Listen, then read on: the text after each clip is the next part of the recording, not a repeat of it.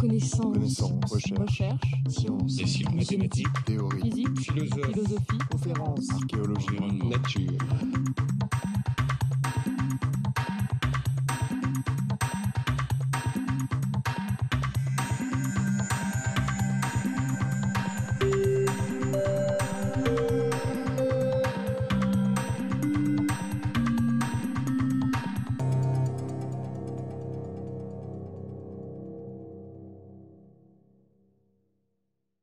Bien, bonjour à tous.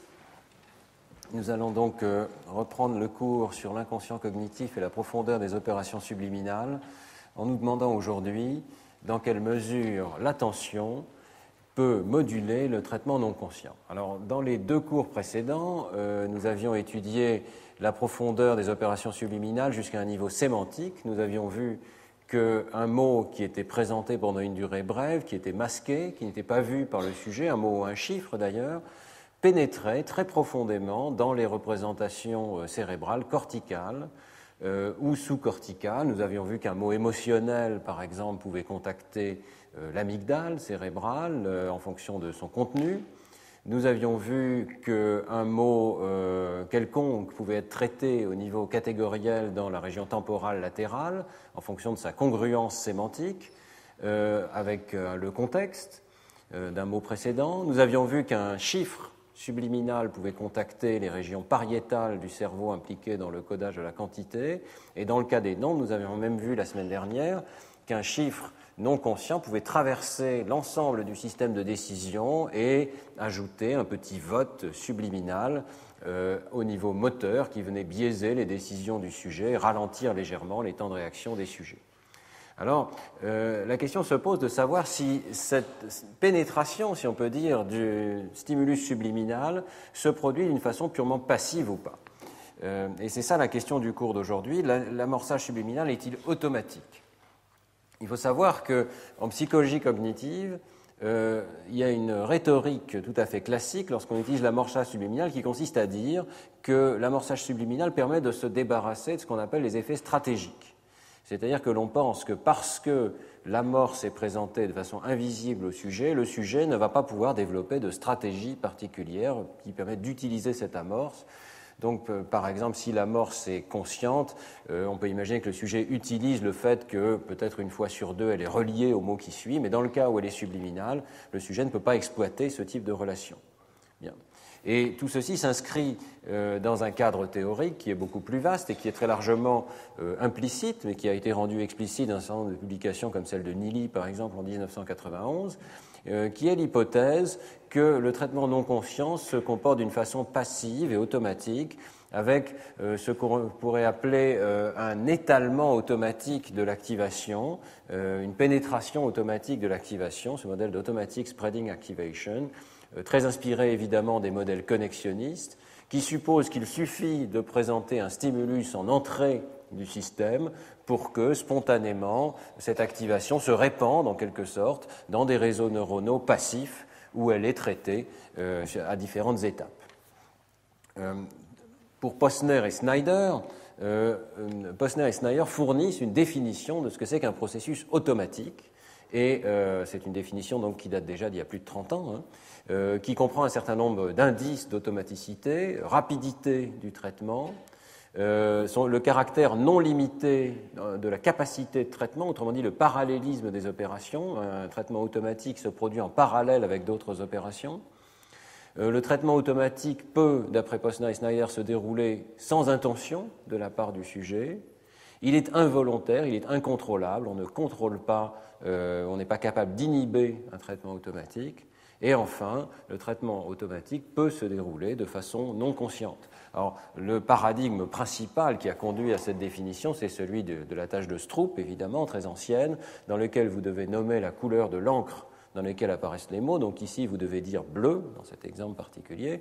Je crois que tout le monde connaît maintenant ce paradigme très bien. Et il est évidemment très difficile d'éviter de nommer le mot lui-même, c'est-à-dire rouge. Et on constate un ralentissement très important, un effet de congruence ou d'incongruence dans ce cas avec le mot, donc entre la couleur qui est l'objet de la tâche et la nature du mot qui est présenté. Vous voyez bien que dans le cas de la tâche de Stroop, il y a effectivement un caractère qui semble incontrôlable et non intentionnel. La tâche demande de faire attention exclusivement à la couleur, mais il semble qu'on ne puisse absolument pas contrôler le fait que notre cerveau calcule automatiquement la prononciation du mot en question. Donc on ne peut pas éteindre l'opération de lecture. Alors tout ceci, ce cadre développé à travers quelques dizaines d'années, a conduit donc à l'idée d'un cerveau qui reçoit des entrées et qui les traite un petit peu comme un réflexe d'un point de vue non conscient. C'est un modèle qui est très proche de celui de l'arc réflexe, on en avait parlé dans le tout premier cours, étendu aux opérations cognitives et selon laquelle un stimulus non conscient se répandrait dans le système, avec évidemment une atténuation progressive qui fait qu'au niveau moteur, on est encore capable de mesurer des tout petits effets, mais évidemment, il diminue progressivement à mesure qu'on pénètre dans le système. Bon, c'est une vision possible, mais on peut se demander tout de même si elle correspond bien aux différentes expériences qu'on a vues dans les cours passés, et si elle correspond également à ce qu'on connaît de la modulation de l'attention, ou plutôt causée par l'attention, dans le système cognitif. On sait, par exemple, avec les expériences de Steve Luck et collaborateurs et de nombreux autres, et bien entendu tout ceci a débuté avec les travaux de Michael Posner, on sait que l'attention module l'activité cérébrale dès les toutes premières étapes du traitement visuel. Les travaux de Steve Luck, par exemple, montrent que l'onde P1, qui correspond au traitement dans les aires extrastriées, qui survient à 100 millisecondes après la présentation d'un stimulus, est déjà modulée par l'attention du sujet qui peut être orientée vers le stimulus ou vers une autre position dans l'espace. Donc l'attention spatiale a un effet de modulation très important à bas niveau dans le système visuel. Alors, on ne voit pas très bien pourquoi, si l'attention a un effet aussi précoce dans le système, elle ne pourrait pas avoir un effet sur le traitement subliminal. À ces étapes-là, on a toutes les raisons de penser que le traitement n'est pas encore conscient. Donc, on arrive à la conclusion qu'il devrait être possible de montrer qu'en réalité, le traitement subliminal n'est pas passif, mais qu'il est déjà modulé par l'orientation de l'attention. Et c'est ce qu'on va essayer de faire dans ce cours d'aujourd'hui. À partir de, je dirais, dans les 10 dernières années, les gens se sont posé la question de cette manière-là. Ils se sont aperçus qu'il était très facile, en fait, de faire des expériences dans ce domaine. Et nous allons voir qu'elles ont, en fait, un effet très important sur la modulation du traitement subliminal. Alors, tout ceci s'inscrit dans un cadre théorique. Nous avons proposé ce cadre théorique avec Lionel Nakache dans Cognition en 2001, et je vous le présente simplement parce qu'un certain nombre d'images assez vives nous permettent de nous faire une idée concrète de ce qui se pourrait se passer, même si c'est très schématique.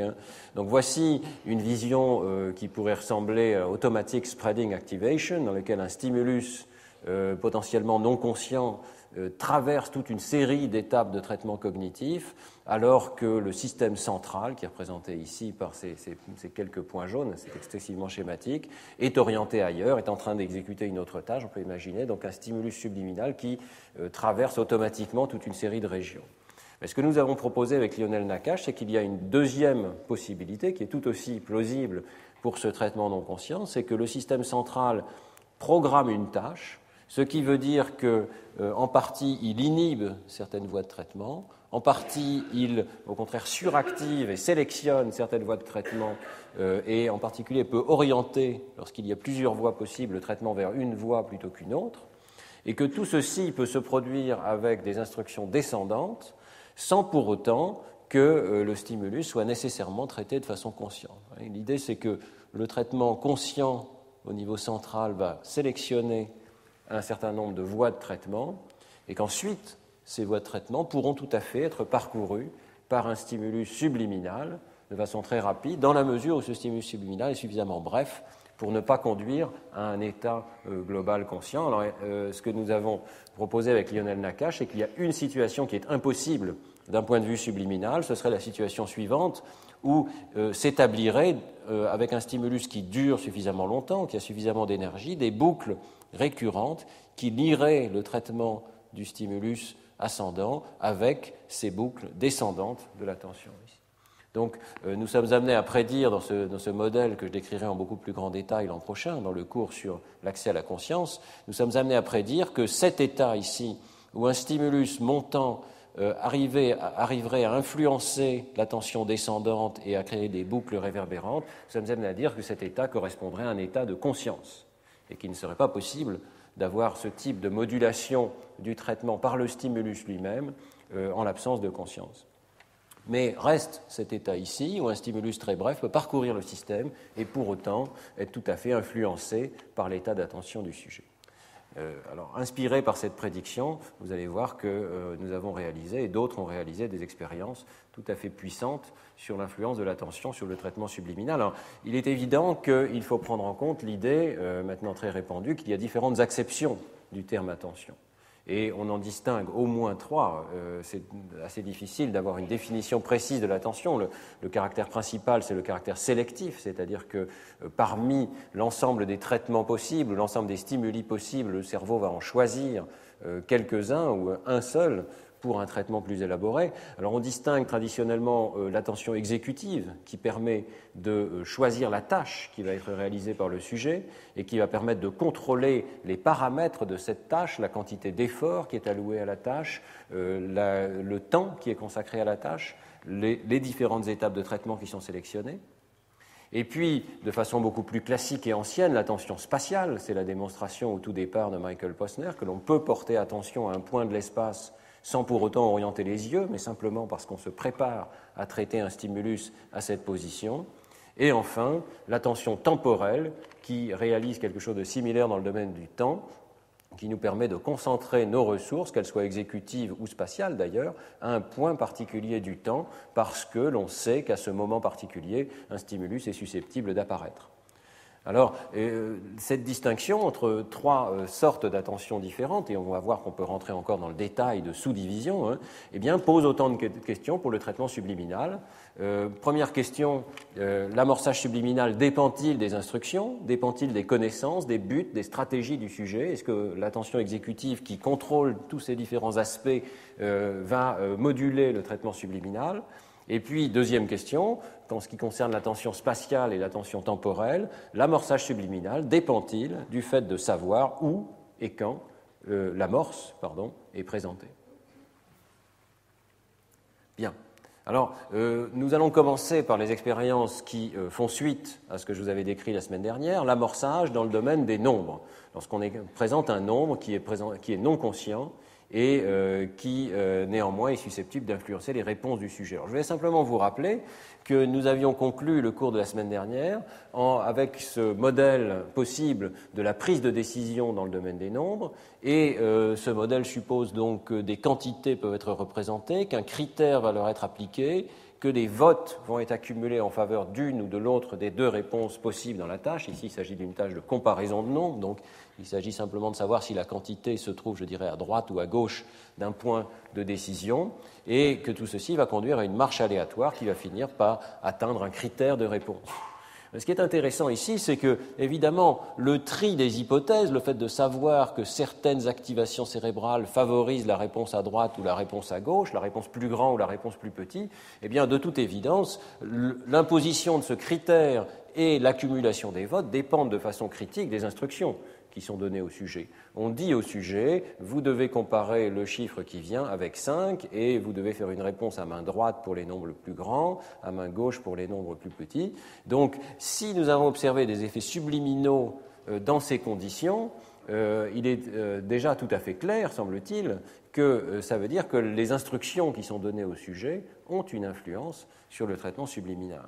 Et de fait, juste pour vous rappeler la conception de ces expériences d'amorçage subliminal dans le domaine des nombres, donc c'est la diapositive que je vous ai montrée la semaine dernière, on flash un nombre non conscient entouré de masques suivi d'un deuxième nombre qui lui est conscient. Vous avez ici toutes les caractéristiques des essais. Je voudrais juste attirer votre attention sur ce point final qui est qu'on donne des instructions de réponse au sujet. Vous devez choisir la main droite si le nombre est plus grand que 5, la main gauche si le nombre est plus petit que 5. Et dans cette expérience, les instructions de réponse changeaient au milieu de l'expérience. Donc au milieu de l'expérience, on dit au sujet, ah non, à partir de maintenant, plus grand c'est à gauche, plus petit c'est à droite.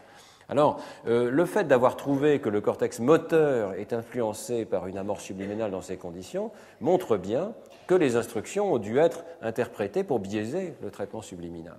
Si on arrive jusqu'au cortex moteur, ça veut dire que le sujet a pris en compte l'association particulière due aux instructions entre un chiffre et un cortex moteur particulier. Et on avait vu, je vous le rappelle, que ces instructions étaient prises en compte dès le premier bloc suivant le changement d'instruction au sujet. Ça veut dire qu'immédiatement après un changement d'instruction, eh bien, la personne commence à être influencée par ces instructions.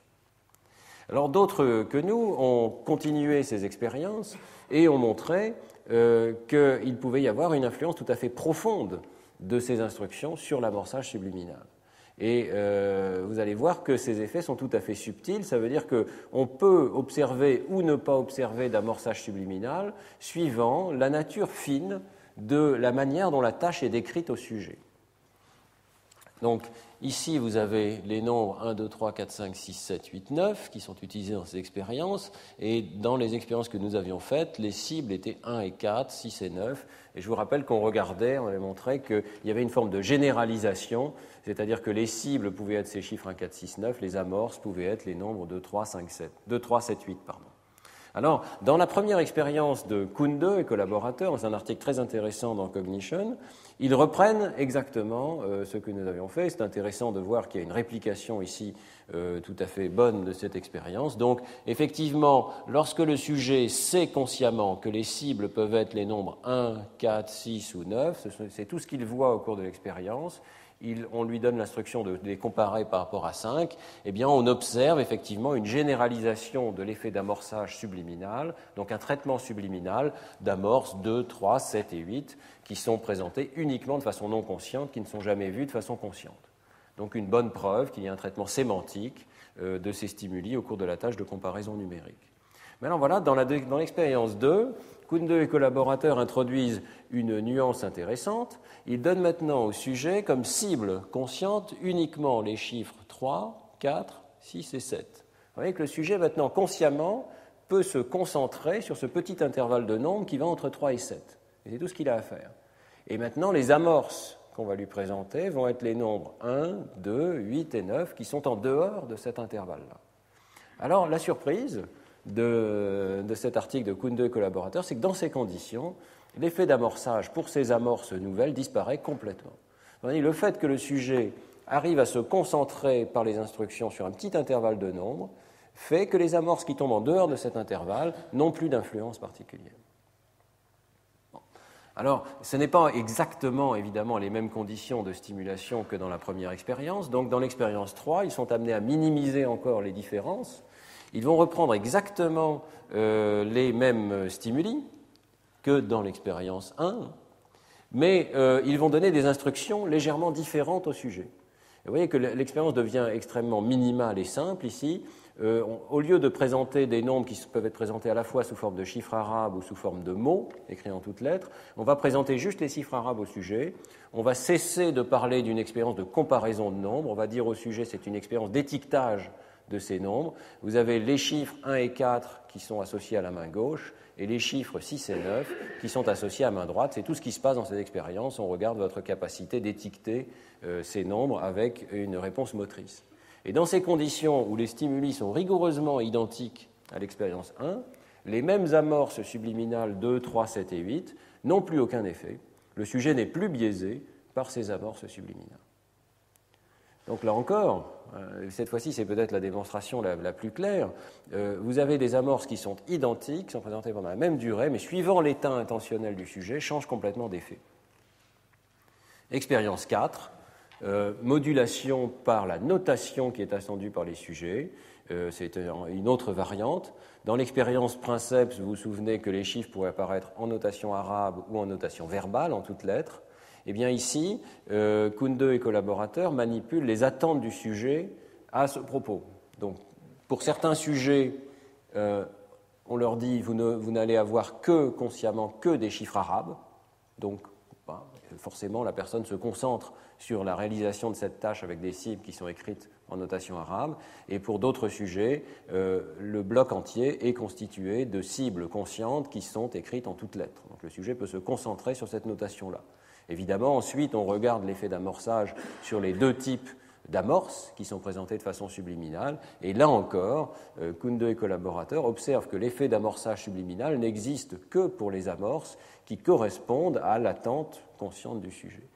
Donc, autre forme de modulation stratégique, le sujet est capable de prêter attention à la notation particulière qui est utilisée pour les nombres, et les stimuli subliminaux qui n'entrent pas dans cet ensemble auxquels le sujet fait attention ne sont pas traités de façon non consciente, en tout cas ne conduisent pas à un amorçage subliminal au niveau de la congruence des réponses. Donc ils ne vont pas aussi loin, c'est tout ce qu'on peut dire avec ces expériences d'amorçage comportemental, ils ne vont pas aussi loin dans le système lorsqu'ils ne correspondent pas à l'instruction qui est interprétée par les sujets. Cet effet de modulation par la notation, de façon intéressante, a été répliqué et étendu par des expériences récentes de Van den Bussche et collaborateurs qui se sont demandé si on pouvait réaliser cette expérience de façon plus quantitative. Donc, ils ont manipulé en fait la proportion de nombres écrits en chiffres arabes ou en toutes lettres qui apparaissaient consciemment sous les yeux des sujets. Donc, dans un bloc, à travers différents blocs, le sujet s'aperçoit que tantôt il y a moitié-moitié de chiffres arabes et de mots écrits en toutes lettres, tantôt il y a 75% de chiffres arabes, 25% de mots écrits en toutes lettres, et tantôt il y a l'inverse. Et vous voyez que ça a un effet massif sur l'effet d'amorçage des sujets. Alors, qu'est-ce qu'on voit ici? On voit la quantité d'amorçage en millisecondes, donc tous les effets sont positifs, il y a à peu près 10 ou 15 millisecondes d'effet d'amorçage de congruence dans cette situation, donc un effet subliminal. Mais vous voyez que la taille des barres noires et blanches, ici, alors les barres noires, c'est l'amorçage pour les chiffres arabes, les barres blanches, c'est l'amorçage pour les amorces écrites en toutes lettres. Vous voyez qu'on obtient un bon effet d'amorçage pour les deux lorsque le sujet consciemment voit moitié-moitié de chiffres arabes et de mots écrits en toutes lettres. Si la proportion de stimuli conscients écrits en toutes lettres augmente, l'amorçage correspondant augmente, l'amorçage en chiffres arabes diminue, et inversement, vous voyez qu'on peut renverser complètement la proportion d'effets d'amorçage en renversant la proportion des attentes conscientes du sujet. À nouveau, les essais sont rigoureusement identiques, ce qui conduit à ces effets d'amorçage ici, ce sont les mêmes essais, avec les mêmes stimuli, mais la quantité d'amorçage dépend de la manière dont le sujet interprète ces instructions et s'adapte au contexte particulier des proportions d'essais dans ces différentes tâches. Alors, ce qui est assez amusant ici, c'est de voir que la même manipulation réalisée sur les amorces n'a aucun effet. Donc ici, l'expérience est très simple. Le sujet consciemment voit toujours 50% d'essais en chiffres arabes, 50% d'essais en toutes lettres. Les amorces, elles, varient dans la fréquence des deux sortes de notation. Vous voyez que les effets d'amorçage, dans ce cas-là, ne varient pas de façon significative. Qu'est-ce que ça veut dire? Ça veut dire que, de façon très intéressante, le sujet est capable d'adapter sa stratégie lorsqu'il est conscient de voir des stimuli. À ce moment-là, il s'aperçoit qu'il y a des fréquences différentes des stimuli. De façon intéressante, il ne peut pas le faire lorsque ces proportions ne sont pas vues consciemment de la part du sujet. Donc, quelque part, il y a effectivement un effet de stratégie sur le traitement subliminal. Il n'y a pas, par contre, de modification de la stratégie du sujet sur la base d'informations qui ne sont pas conscientes. Et il y a une asymétrie qui correspond assez bien à cette diapositive théorique de l'article de Cognition avec Lionel Nakache, c'est-à-dire que les stratégies conscientes influencent le traitement subliminal. Le traitement subliminal, dans cette expérience en tout cas, n'influence pas le traitement stratégique. On ne change pas sa stratégie sur la base d'informations subliminales.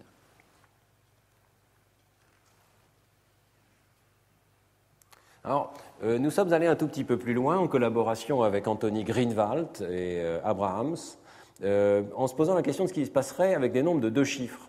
Et vous vous souvenez qu'Anthony Greenwald est l'auteur de ces études intéressantes qui au départ suggéraient un traitement sémantique, mais qui ensuite se sont révélées être entièrement liées aux fragments de lettres qui étaient présents dans les mots. Je me rappelle cette étude de Greenwald, était cette étude où on présentait des mots cibles comme smut et bile, par exemple, en anglais, qui sont des mots à valence émotionnelle extrêmement négative. Et ensuite, lorsque le sujet voyait un mot smile, qui est en fait constitué des fragments des mêmes mots, eh bien, au lieu de considérer que smile est un mot à valence émotionnelle positive, de façon subliminale, smile activait des fragments de lettres correspondant à la valence négative des mots dont il était tiré, smut et bile. Donc, Greenwald était arrivé à l'idée que les fragments de lettres étaient responsables de l'amorçage et non pas, dans son expérience, le traitement sémantique.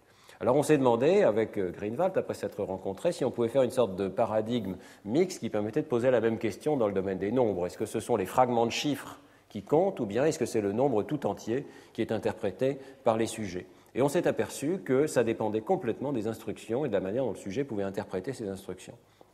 je vous explique brièvement ces expériences. La première expérience est très simple et elle généralise essentiellement le résultat obtenu précédemment à des nombres de 2 chiffres. Donc l'amorce, cette fois-ci, est un nombre de 2 chiffres, comme 16 ici. La cible est aussi un nombre de 2 chiffres. La tâche du sujet, c'est de faire une tâche de comparaison par rapport à 55, on va dire c'est plus grand ou plus petit que 55. Et la seule adaptation qui a été faite dans la direction d'Anthony Greenwald, c'est que les sujets doivent répondre avec une deadline, une limite de temps bien particulière qui les force à répondre très rapidement et qui fait qu'on va analyser leurs erreurs plutôt que leur temps de réaction. Je crois que sur le plan conceptuel, ça ne change pas grand-chose à ces effets d'amorçage. Mais les sujets répondent donc de façon extrêmement rapide et on voit une influence sur leurs erreurs de ce chiffre masqué. Alors, dans la première expérience, on se contente de répliquer, je dirais, l'extension de l'amorçage à des stimuli nouveaux. Donc, vous voyez que ce sont toutes les cibles que les sujets voient dans l'expérience ici, dans un groupe particulier. Je vous présente juste un seul groupe. Donc, les sujets voient des nombres comme 11, 14, 44, 49, 56, 94, etc. Et en réalité, ils ne s'aperçoivent pas tellement qu'il manque dans la liste des nombres qui commencent par 2, des nombres qui commencent par 3, des nombres qui commencent par 7 ou des nombres qui commencent par 8. Donc on a réservé un certain nombre de chiffres mis de côté qui ne sont jamais vus consciemment par les sujets. Et la première expérience montre que, comme dans le cas des nombres à un seul chiffre, ça ne change rien. Les sujets généralisent et l'amorçage subliminal se généralise à ces nombres avec des chiffres complètement nouveaux. Donc l'amorçage subliminal existe bien à un niveau beaucoup plus abstrait que la simple préparation d'associations stimulus-réponse. Tout ceci confirme essentiellement ce qu'on a dit la semaine dernière. L'amorçage subliminal se situe à un niveau pertinent pour la tâche avec un traitement profond de ces nombres. Bien. Mais la question se pose de savoir si c'est uniquement le chiffre de gauche qui compte. Vous voyez que dans la plupart de ces situations, ici et certainement pour l'ensemble des amorces masquées, il suffit de regarder le chiffre de gauche pour répondre. Donc est-ce que le cerveau se concentre sur le chiffre de gauche ou bien est-ce qu'il est capable de traiter le nombre tout entier, y compris le chiffre de droite? Alors l'expérience suivante montre qu'en fait, le cerveau adapte sa stratégie suivant la tâche qui est donnée au sujet et suivant la liste de stimuli. Et donc, d'une part, le cerveau conscient adapte sa stratégie aux stimuli conscients qu'il voit. D'autre part, cette stratégie consciente modifie le traitement subliminal des amorces. Comment ça fonctionne? Eh bien, nous avons ici 2 listes de stimuli. Donc, suivant les groupes de sujets, les cibles vont être toutes dans le domaine de la dizaine des 50 ici, 52, 53, 54, 55, 56, 57, 58. Donc dans ce cas-là, le sujet doit se concentrer sur le chiffre de droite. C'est le chiffre de droite qui véhicule l'information que le nombre est plus grand ou plus petit que 55. Et dans un autre groupe de sujets, au contraire, on évite la dizaine des 50, mais on présente de l'information portée par le chiffre de gauche, 25, 35, ou bien au contraire 65, 75. Donc, vous voyez que les 2 groupes sont amenés à faire attention, mais de façon implicite, puisque dans les deux cas, l'instruction est la même, c'est comparé par rapport à 55, mais implicitement, ils sont amenés à faire attention à un chiffre ou à l'autre chiffre. Et ensuite, on présente des amorces qui sont les mêmes pour les 2 groupes. Et alors, certaines amorces sont, je dirais, non paradoxales, d'autres sont paradoxales. Qu'est-ce que ça veut dire? Eh bien, ça veut dire que les amorces non paradoxales sont constituées de chiffres tels que tous les 2 sont plus petits que 5. Donc il n'y a pas d'ambiguïté. C'est très facile de répondre que l'ensemble est plus petit que 55, puisque les 2 chiffres, en quelque sorte, votent dans la même direction. Les amorces qu'on pourrait appeler paradoxales sont celles comme 16, où le chiffre de gauche vous dit bien que c'est plus petit que 5, et c'est ça qui compte pour décider si c'est plus petit que 55 ou pas. Mais le chiffre de droite, lui, vous dit « Ah ben non, c'est plus grand ». Alors, la question se pose de savoir si, de façon subliminale, le cerveau arrive à résoudre cette ambiguïté-là. Est-ce qu'il se fait avoir, en quelque sorte, par les fragments de chiffres, comme dans l'expérience de Greenwald, ou bien est-ce qu'il arrive à interpréter le nombre comme il le faudrait, avec le chiffre des dizaines, qui compte plus, évidemment, que le chiffre des unités? Eh bien, à nouveau, tout dépend du contexte conscient. Si le sujet est amené à faire attention au chiffre de gauche, parce qu'il est dans un bloc où il a des nombres conscients comme 25 ou 85, alors les amorces paradoxales n'ont pas d'effet différent des amorces non paradoxales, et tous ces nombres, je dirais, votent du bon côté. Donc ces nombres-ci sont considérés comme plus petits, ces nombres-là sont considérés comme plus grands, d'une façon subliminale. Les effets d'amorçage sont normaux, et on peut dire qu'on a affaire à un effet d'amorçage sémantique. Par contre, si le sujet est amené à se focaliser sur le chiffre de droite, à ce moment-là, on a un effet complètement renversé des amorces paradoxales, et le sujet prend ces amorces ici, pour des nombres plus grands que 55 et prend ces amorces paradoxales-ci pour des nombres plus petits que 55, de façon subliminale. Alors ça veut dire qu'ici, dans cette situation, ce groupe de sujets-là, lui, n'interprète pas correctement au niveau subliminal les amorces comme étant des nombres à 2 chiffres et se fait avoir en quelque sorte par la composition en chiffres de ces amorces. Bon, c'est un petit peu technique, je m'excuse pour ces complexités, mais la morale est extrêmement simple, c'est que suivant le contexte conscient, et ce contexte conscient peut être très subtil et peut être induit de façon fine, non pas par les instructions verbales, mais simplement par la liste d'essais conscientes que perçoit le sujet, eh bien, ce contexte conscient va venir influencer d'une façon extrêmement profonde la nature des effets d'amorçage subliminal et va même pouvoir inverser complètement quels chiffres correspondent à des essais congruents et quelles cibles correspondent à des essais congruents et quelles cibles correspondent à des essais non congruents. Donc, le traitement subliminal n'est pas un traitement passif, il dépend de façon absolument massive de la manière dont le sujet interprète l'instruction consciente qu'on lui donne. Alors, on va aller un tout petit peu plus loin en se posant la question du contrôle exécutif, puisqu'on est vraiment dans le domaine de l'attention exécutive, de l'ensemble des processus que nous sommes capables de déployer pour nous adapter à une tâche donnée. Et Kunde, toujours le même chercheur allemand, influencé par le travail de Forberg, c'est le même groupe, et va aller plus loin avec cette expérience d'amorçage par flèche, dont on avait parlé un petit peu la semaine dernière, dans lequel il montre qu'il y a là une modulation absolument massive par l'attention exécutive. D'ailleurs, ce sont des expériences beaucoup plus simples ici, dont on revient à un effet de type Stroop tout à fait simple. Le sujet voit une énorme flèche consciente, c'est la cible, elle pointe à gauche ou elle pointe à droite, ça correspond à la réponse que doit donner le sujet, et il ne voit pas, la plupart du temps, une amorce, quand elle est présentée pendant 14 millisecondes, qui s'inscrit dans le trou ici laissé dans la cible, qui donc forme un masque par métacontraste, et qui pointe vers la gauche ou qui pointe vers la droite. Donc on peut manipuler ici un effet d'amorçage à un niveau, disons, de la réponse motrice à gauche ou à droite, par congruence, et il y a un essai neutre dans lequel l'amorce ne pointe pas spécialement ni d'un côté ni de l'autre. Ce qui va être manipulé ici, c'est la visibilité de l'amorce, donc elle peut être non consciente, présentée pendant 14 millisecondes, ou consciente, présentée pendant 126 millisecondes. Et la question qui est posée par Kunde, c'est est-ce qu'il y a un effet qu'on appelle l'effet Gratton, qui est un effet de modulation de l'interférence selon la congruence de l'essai précédent. Alors qu'est-ce que ça veut dire ? Eh bien, lorsque vous avez des essais conscients de ce type-là, alors vous avez une flèche qui vous attire vers la gauche, vous devez la négliger et vous devez faire attention à la grosse flèche qui vient juste après qui vous attire vers la droite, par exemple. Eh bien, lorsque vous réalisez un tel essai, il y a 2 possibilités. Soit vous faites une erreur, ce qui arrive, soit vous ne faites pas d'erreur, mais dans les 2 cas, vous avez été conscient qu'il y a eu quand même un stimulus qui vous attirait du mauvais côté. Alors, ce qu'on observe expérimentalement, c'est qu'après de tels essais incongruents, et en particulier après les essais avec erreur, mais même lorsque vous ne faites pas d'erreur, eh bien, il y a une sorte de reprise du contrôle cognitif qui survient et qui se traduit par un ralentissement à l'essai suivant. Alors, c'est ce qu'on voit sur cette diapositive ici. Donc, on voit l'effet de congruence à l'essai suivant. Donc, suivant qu'on a quelque chose de congruent, de neutre ou d'incongruent. Et on voit la modulation de cet effet par l'essai précédent. Donc, c'est assez facile à comprendre. Si vous venez de faire un essai difficile, non congruent, vous avez une diminution de l'effet d'amorçage à l'essai suivant. Et c'est interprété comme une reprise du contrôle cognitif parce que vous avez failli faire une erreur, vous êtes induit dans le mauvais sens, et il y a une sorte de reprise de l'attention ou de l'effort du sujet qui dit « attention, il faut que je me concentre mieux sur la tâche pour ne pas faire d'erreur à l'essai suivant ». Donc ce que vous voyez ici, c'est la taille de l'effet de congruence à l'essai n en fonction de ce qui s'est passé à l'essai n-1. Lorsque l'essai était incongruent à l'essai n-1, l'effet de congruence à l'essai n est diminué. Ce qui est tout à fait intéressant.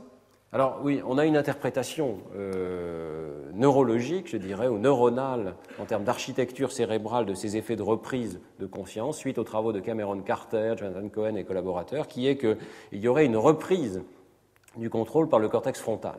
L'idée, c'est que le cortex singulaire antérieur détecterait l'incongruence, de la même manière qu'il détecte lorsqu'on fait une erreur, et qu'ensuite, à l'essai suivant, on observerait une reprise d'activation plus forte du cortex frontal qui implémente l'attention à la stratégie qui est la bonne, l'attention à la cible consciente.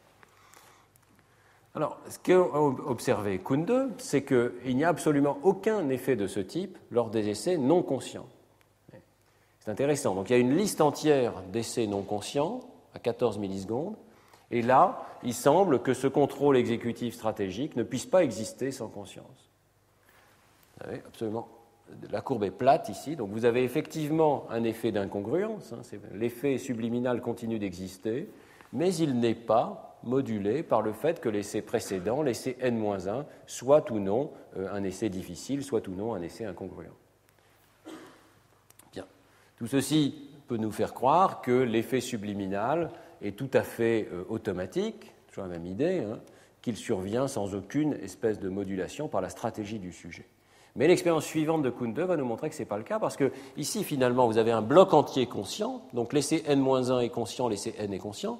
Ici, vous avez un bloc entier non conscient, où les deux essais sont non conscients, donc on ne peut pas séparer la source et l'effet de cette congruence exécutive. Alors, dans l'expérience suivante, de façon très fine, Kunde et collaborateurs mélangent les essais conscients et non conscients de façon aléatoire au sein de la même liste expérimentale, et du coup, ils peuvent séparer la conscience de l'essai précédent avec la conscience de l'essai actuel, et donc la source et la cible de l'effet subliminal.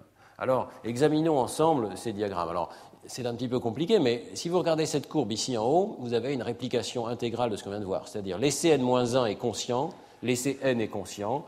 Lorsque j'ai eu un essai difficile à l'essai N-1, je reprends le contrôle à l'essai N et je l'applique au traitement conscient, et donc j'observe cette modulation de l'effet d'amorçage. Ici, l'essai N-1 n'est pas conscient, l'essai N n'est pas conscient. Je ne peux pas, sur la base d'un indice qui n'est pas conscient, changer ma stratégie. Donc je n'ai aucun effet de l'amorce N-1 sur l'essai N. Vous voyez que de la même manière, ici, même si l'essai N, c'est-à-dire l'essai courant, est conscient, mais qu'à l'essai N-1, j'ai eu un essai non conscient, je n'ai pas d'effet, je ne suis pas capable d'adapter ma stratégie sur la base d'un stimulus qui n'était pas conscient. Mais ce qui est très intéressant, c'est ce qui se passe ici. C'est le point le plus important. Ici, vous avez à l'essai N un stimulus qui n'est pas conscient, le sujet ne voit rien, il subit une influence subliminale de l'incongruence de cette flèche qui pointe éventuellement du mauvais côté, mais à l'essai précédent, il était conscient d'avoir souffert d'une interférence. Et là, vous avez une modulation de l'effet donc non conscient d'amorçage subliminal par la conscience qu'à l'essai précédent, il y avait un essai difficile. Donc, il faut bien comprendre les choses. À l'essai N-1, vous apercevez que vous êtes sur le point de faire une erreur. Vous avez un essai incongruent difficile. La flèche qui essaie de vous induire en erreur, vous l'avez vue, elle pointait du mauvais côté. Vous reprenez le contrôle de votre effort cognitif. Et cette reprise de contrôle s'applique à l'essai suivant, à un essai qui est non conscient. Autrement dit, le traitement non conscient est modulé par une stratégie qui a été développée immédiatement à l'essai N-1. La reprise de contrôle a eu lieu et s'applique à un essai non conscient. Donc toujours la même idée, c'est très simple.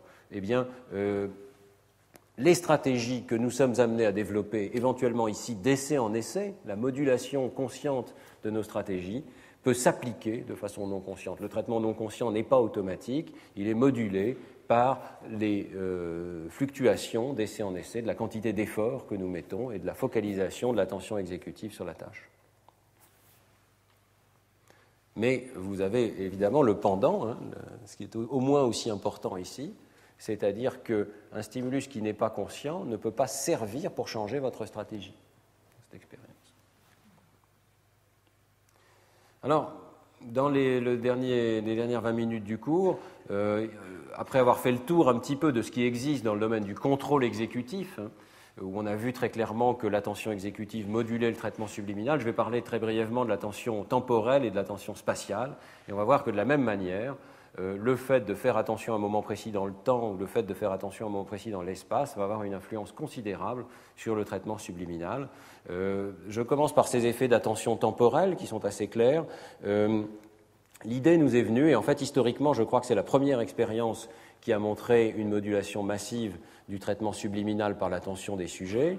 L'idée nous est venue avec Lionel Nakache et Élise Blandin de réfléchir à l'impact des attentes temporelles des sujets dans ces expériences d'amorçage subliminal. Il faut bien voir, parce que les gens disaient mais la mort survient alors qu'on n'y fait pas attention. Ce n'est pas tout à fait vrai, parce qu'en général, dans toutes ces expériences d'amorçage subliminal, l'amorce vient juste avant la cible, et le sujet fait attention à la cible. Il sait très bien quand est-ce que la cible va venir, il se concentre, comme on vient de le dire, il concentre toutes ses ressources pour être capable de traiter la cible consciente de façon maximale. Et juste avant, il y a une amorce subliminale. Alors la question qu'on s'est posée, c'est très simple, c'est est-ce que le fait que le sujet ait cette attente temporelle change quelque chose à son traitement subliminal? Est-ce que le traitement subliminal est modifié par l'attention temporelle du sujet? Alors pour le savoir, on a comparé plusieurs conditions. Ici, vous avez une condition un petit peu classique, presque classique. Vous avez la cible consciente, 4 dans cet exemple, précédée d'une amorce non consciente, 9, puisqu'elle est masquée. Et on s'est contenté de précéder tout cela d'une série d'amorces de durée absolument fixe. Donc ça correspond bien à la situation un petit peu traditionnelle où on sait à quel moment va survenir la paire, ici en question. Dans la plupart des expériences, il y a un rythme extrêmement régulier et vous savez, vous développez une attente temporelle bien précise sur le moment où va survenir le prochain stimulus. Donc vous pouvez concentrer votre attention temporelle sur ce moment bien particulier.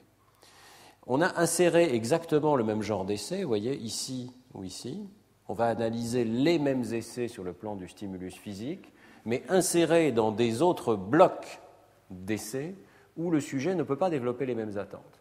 Alors, dans le bloc qui nous intéressera le plus ici, qui est ce bloc d'attention temporelle diluée, eh bien, il y a un tiers d'essais de la même nature que les précédents, et puis il y a 2 autres tiers ici d'essais où l'amorce est présentée exactement au même moment, mais la cible, elle, peut apparaître beaucoup plus tardivement dans le temps. L'effet sur la personne qui participe à cette expérience, c'est qu'elle ne peut pas savoir à quel moment elle va devoir faire la tâche, parce qu'elle peut la faire là, ou plus tard, ou encore plus tard. Donc elle ne parvient pas à concentrer son attention temporelle. Évidemment, tout le reste est égal, les instructions sont les mêmes, juste l'attention temporelle ne peut pas être focalisée de la même manière. Et puis, comme contrôle, ici, vous avez une situation qui est un petit peu symétrique, où l'amorce est à un instant donné, elle va permettre de focaliser l'attention temporelle du sujet. La cible est à un instant donné, donc c'est ce que le sujet voit, hein. Donc il peut développer son attention temporelle, mais l'amorce, elle, varie dans le temps. Et la question, évidemment, c'est est-ce qu'il y a une sorte de symétrie, ou bien, comme on s'y attendrait, est-ce qu'ici, le sujet peut développer son attention temporelle et du coup bénéficier de l'amorçage? Alors les résultats sont extrêmement simples. L'effet d'amorçage subliminal disparaît totalement lorsque l'attention temporelle du sujet n'est pas prête au moment où l'amorce survient. Oui, c'est assez étonnant. Donc, c'est l'effet d'amorçage de congruence dont on a parlé 100 fois. Hein. Donc ici, c'est un essai incongruent où 9 est plus grand que 5, 4 est plus petit que 5. Ça fait une très grosse différence dans le cas classique où on peut concentrer son attention. Ici, on continue à pouvoir concentrer son attention, on continue d'observer cet effet. Plus d'effet du tout lorsque l'attention temporelle du sujet est diluée dans le temps. Alors, c'est assez surprenant pour un effet qui est censé être automatique, vous voyez qu'il n'est pas du tout automatique, hein, il disparaît totalement en fonction de l'attention du sujet. Réplication dans d'autres expériences, vous pouvez manipuler l'attention tout simplement en donnant un indice temporel à un instant donné. Donc dans cette expérience ici, vous avez tout simplement un flot continu de masques. Le sujet ne sait pas quand va apparaître la cible. Et ici, à un moment donné, on lui donne juste un indice. Il sait que 5 écrans plus loin, ou plutôt 7 écrans plus loin, la cible va apparaître. Donc cet indice lui donne une possibilité de focaliser son attention temporelle. Sinon, tout est égal, ce sont les mêmes amorces, le même intervalle de temps, etc., la même tâche. Vous voyez que ça change complètement la forme de l'amorçage des sujets. Les sujets ont un amorçage subliminal dans le cas où ils pouvaient anticiper le moment d'apparition de la cible. C'est bien le moment de l'apparition de la cible qui compte, et pas le moment d'apparition de l'amorce, comme on l'a vu dans cette situation précédente. Ici, vous ne pouvez pas anticiper le moment de l'amorce, mais dans la mesure où votre attention est fixée sur la cible, il semble que l'amorce bénéficie de cet effet d'attention focalisée. Alors, dernière expérience, on peut faire la même chose avec des indices verbaux. Vous savez que dans le domaine de l'attention, on distingue des indices attentionnels périphériques ou des indices centraux qui peuvent être symboliques. Ici, c'est un indice verbale qui est donnée au sujet. Donc le sujet voit le mot tôt, et à ce moment-là, il sait que le chiffre cible va apparaître relativement tôt après l'apparition de ce mot, ou il voit le mot tard, et dans ce cas-là, il sait que la paire en question, et donc le chiffre cible, vont apparaître beaucoup plus tard dans le temps. Évidemment, on va présenter des indices invalides dans lesquels le mot tard apparaît, mais en fait la paire apparaît tôt, ou bien le mot tôt apparaît, et en fait la paire en question apparaît tard. On manipule le pourcentage d'essais de manière à ce que le sujet soit amené à faire attention à ce qu'on lui dit. Donc, dans mon souvenir, il y a 80% d'essais qui sont valides et 20% d'essais qui sont invalides. Et le point intéressant, évidemment, c'est la comparaison entre ces deux essais ici. Vous avez virtuellement les mêmes choses sur l'écran, à part le mot tôt ou tard. Mais dans cette situation-ci, le chiffre est apparu tôt alors que vous attendiez à ce qu'il apparaisse tard, donc votre attention n'est pas focalisée. Il y a une petite asymétrie parce que si vous êtes dans la situation où vous l'attendez tôt mais il n'apparaît pas, vous pouvez refocaliser votre attention plus tard. Donc évidemment ce sont ces essais-ci qu'il faut analyser, c'est pour ça qu'il y a une petite étoile ici en bas.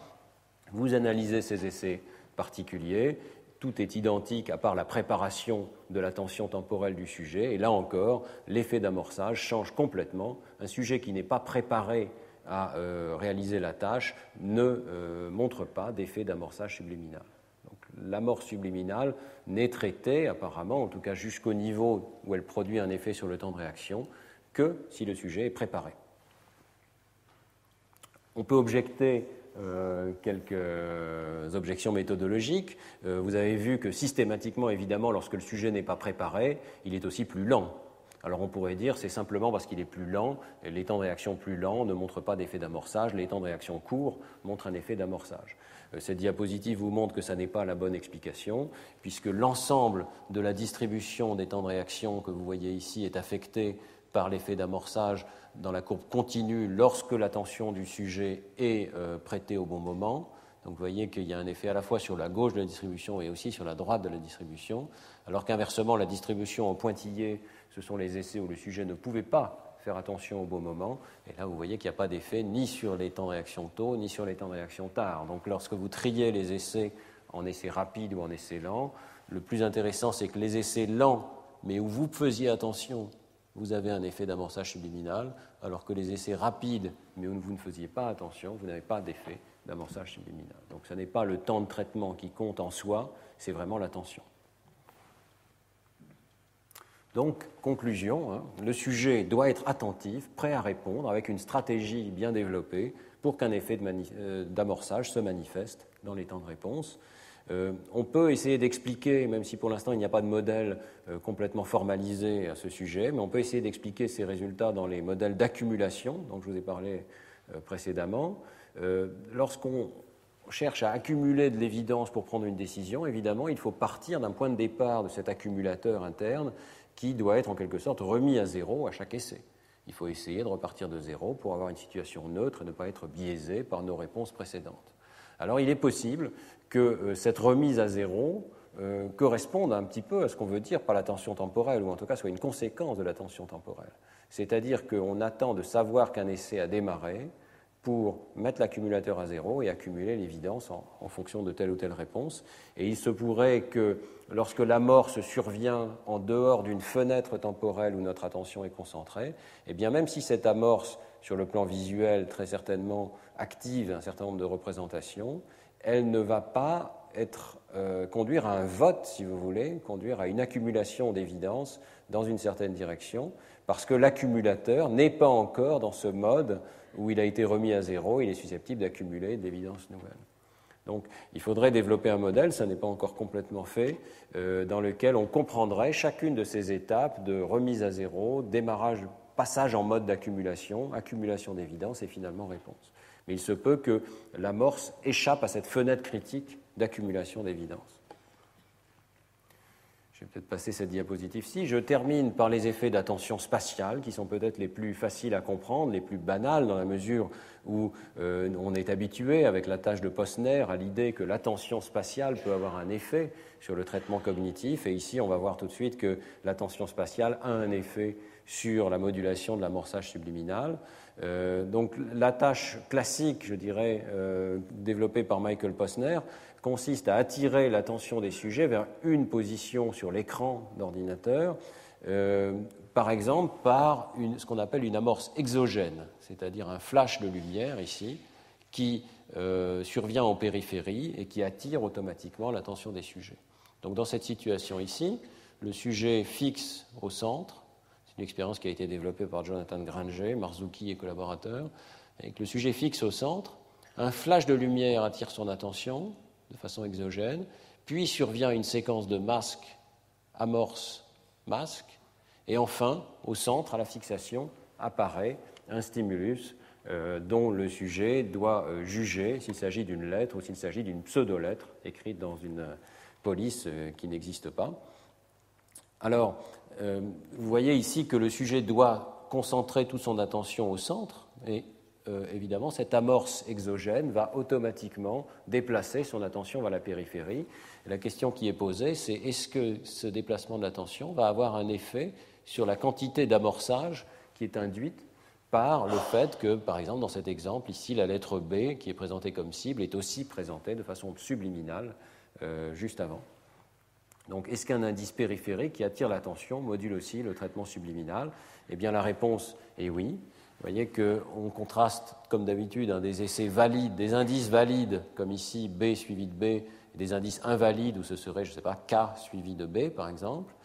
Cet effet de validité est tout à fait considérable, conduit à un effet d'amorçage important ici d'une quinzaine de millisecondes, lorsque l'indice, excusez-moi, c'est relié, non relié, donc c'est ici en diagonale, lorsque l'indice est valide, relié, non relié, a un effet tout à fait fort sur les temps de réaction, alors que lorsque l'indice est invalide, vous voyez qu'il n'y a pas d'effet significatif de la même amorce, qui est présente pour la même durée sur l'écran, mais qui n'a pas reçu le même surcroît d'attention de la part du sujet. Donc l'attention spatiale modifie la manière dont une amorce présentée légèrement en périphérie influence ou n'influence pas le traitement ultérieur d'un stimulus conscient. D'autres expériences, ici de la référence du travail de Ken Forster, portent exactement sur le même sujet.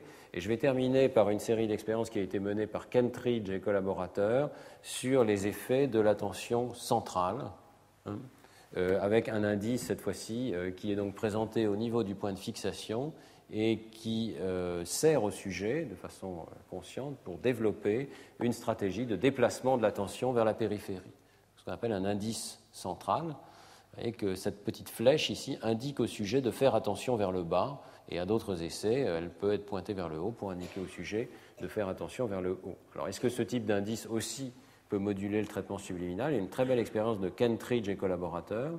La tâche du sujet, tout simplement de juger la couleur de la cible, ici, qui sert aussi de masque, donc c'est un anneau qui peut être de couleur rouge ou de couleur verte, et les indices qui sont présentés auparavant peuvent être valides ou invalides. Donc, vous avez ici un indice valide où l'attention du sujet est portée vers le haut et effectivement la couleur, la cible de couleur apparaît vers le haut. De la même manière, ici, l'attention est dirigée vers le bas, la cible apparaît vers le bas. C'est la majorité des essais. Mais vous avez aussi des essais invalides au sens de Posner, dans la mesure où l'attention est orientée vers le bas et, surprise, la cible apparaît vers le haut ou vice-versa. Et puis, vous avez évidemment la possibilité que les amorces soient congruentes ou incongruentes. Et ici, le cas où l'amorce est congruente, donc de la même couleur que la cible. Ici, elle est incongruente. C'est ça, évidemment, on va regarder si ça a une influence subliminale sur les décisions du sujet. Vous voyez qu'il y a deux sortes d'essais. Il y a les essais à une seule cible, qui sont là pour mettre en place la stratégie du sujet. Ils encouragent les sujets à utiliser l'indice intentionnel pour focaliser leur attention, pour aller un petit peu plus vite sur la détection de la cible, dans la mesure où la majorité sont des indices valides. Et vous avez ces essais supplémentaires qui ne sont pas typiques de la tâche de Posner, mais qui sont intéressants ici, où en fait le sujet reçoit deux cibles, donc ça ne lui sert à rien d'avoir orienté son attention vers le bas ou vers le haut, parce que, après tout, aux deux positions, il y a une cible, et donc c'est assez facile de juger la couleur. Mais vous voyez qu'on va se demander si le fait d'avoir orienté l'attention vers le bas module la quantité d'amorçage subliminal induite par ces deux amorces subliminales présentées aux deux positions. Ici, si le sujet fait attention vers le bas, c'est un indice congruent. Si le sujet avait fait attention vers le haut, ça aurait été un indice incongruent. Donc on va se demander si ça module l'amorçage subliminal chez les sujets. Regardons successivement ces deux sortes d'essais. Donc, premiers essais principaux où le sujet a une seule cible et elle peut être valide, l'amorçage attentionnel peut être valide ou bien il peut être invalide vers la mauvaise position. On retrouve exactement les effets qu'on avait dans le domaine de l'attention temporelle, c'est-à-dire que, si vous regardez les barres ici en bas, les barres en blanc et en gris léger représentent les cas où l'amorce était invalide. Donc l'attention du sujet a été orientée vers la mauvaise position. Vous n'avez aucune différence d'amorçage ici, aucun effet d'amorçage, de congruence, alors que si l'attention du sujet était orientée vers la bonne position, vous avez un effet d'amorçage subliminal. Excusez-moi, il y a une partie de la diapositive qui est coupée, malheureusement. Vous la retrouvez sur le site internet, mais il s'agit de 4 sujets différents.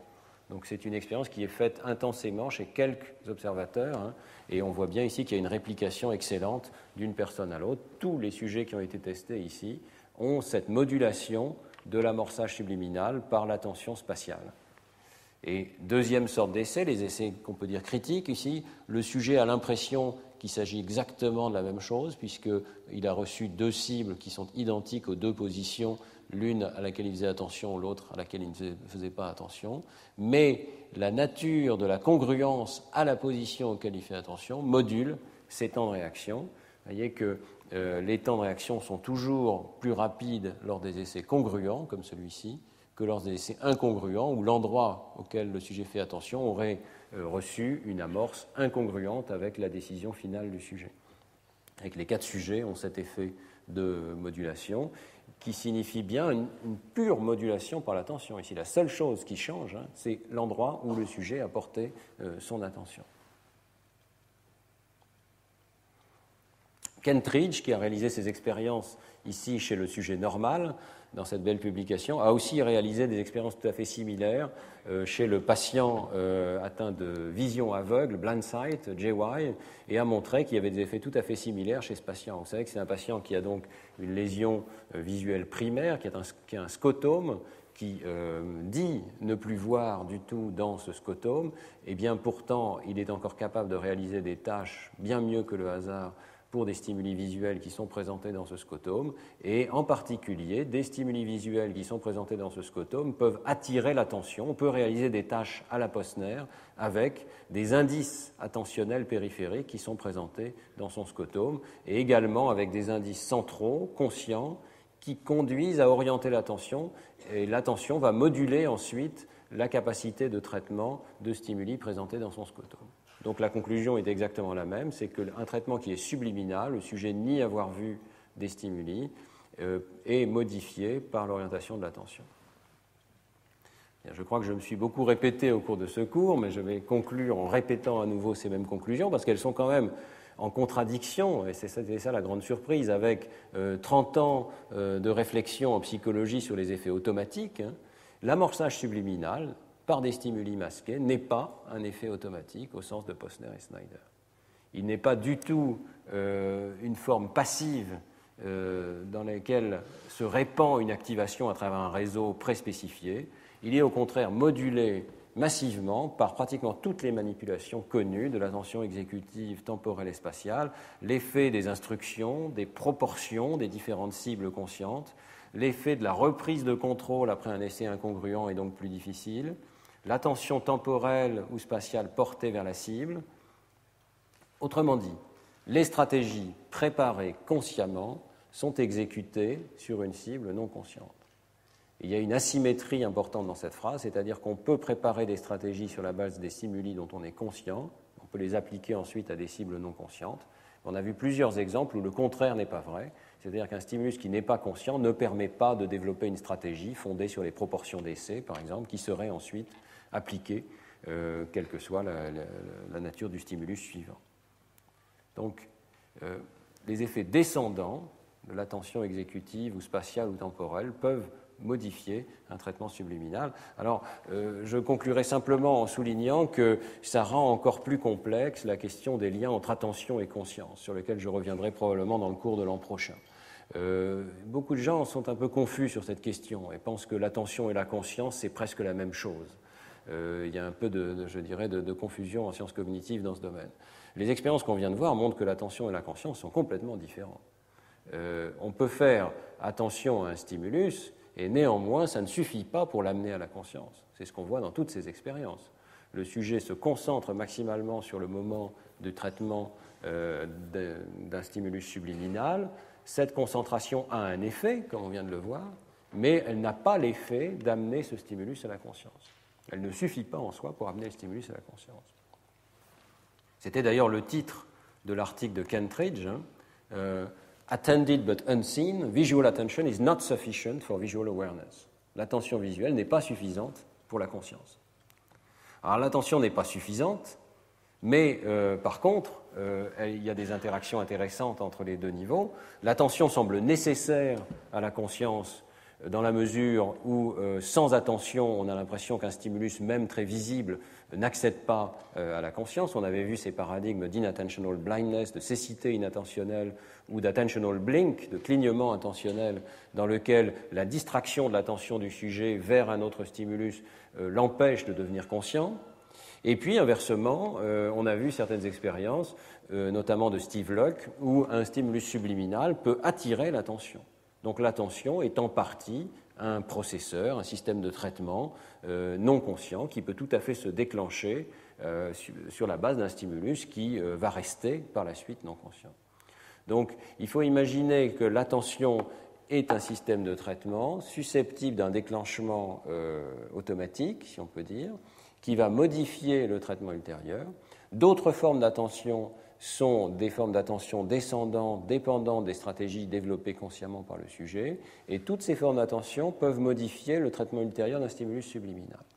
Mais ces formes d'attention ne sont pas suffisantes en soi pour amener un stimulus à la conscience, elles peuvent être nécessaires. Il faut certainement une forme d'amplification active d'un stimulus pour qu'il accède à la conscience.